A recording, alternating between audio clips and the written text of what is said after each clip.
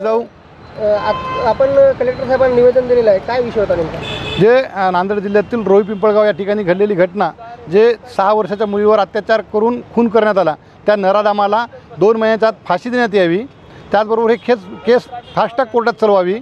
हे केस चालवत असताना ज्या पद्धतीने कोपरलीच्या मॅटरमध्ये सरकारी वकील दिले होते, दिल्ली हत्याकांड प्रकरणात दिले होते, त्याच पद्धतीने या केसमध्ये देखील उज्ज्वल निकम साहेबाची नेमणूक करावी आणि जे पोलीस अधिकारी आहेत, तपास अधिकारी, यांनी येत्या 8 दिवसामध्ये आरोपपत्र दाखल करावं।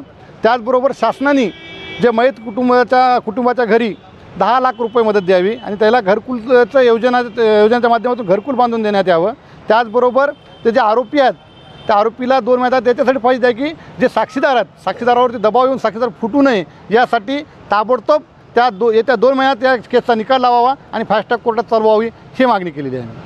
सर, अजून एक आपण दुसरं एक निवेदन दिलेलं आहे, जे मराठा समाजाच्या आरक्षणाबद्दल एका तरुणानं आत्महत्या केली। याचं कातडं पांघरून बसलेल्या सरकारला, शिंदे फडणवीस पवार सरकारला विनंती आहे की एकदा सांगून टाका की मराठा समाजाचे तुम्हाला किती बळी पाहतात। कारण का मागच्या 6 महिन्यामध्ये नांदेड जिल्ह्यातील 7 बळी गेले। त्यापैकी कालचा रात्री एक आपल्या थुगाव या नगरीतील एका युवकांनी मराठा आरक्षणात जातो म्हणून 21 तारखेला घरून गेला आणि काय निराशा रस्त्यानं आली की काल सायंकाळी त्यांनी झाडाला फाशी घेऊन आत्महत्या केली। त्या शिंदे सरकारला विनंती आहे, एकदा सांगून टाका तुम्हाला 500-200 किती मुलाची आत्महत्या किंवा त्याचा बळी घ्यायचा। कारण का आज मुंबईच्या एशीवर पोचलोत आम्ही, जरांगे पाटलाच्या माध्यमातून लाखो मराठा बांधव मुंबईच्या एशीवर पोहोचलेत। या 2 दिवसात जर या सरकारने मराठा आरक्षणाचा निर्णय नाही दिला तर या मंत्र्याच्या घरात मराठी घुसल्याशिवाय राहणार नाहीत।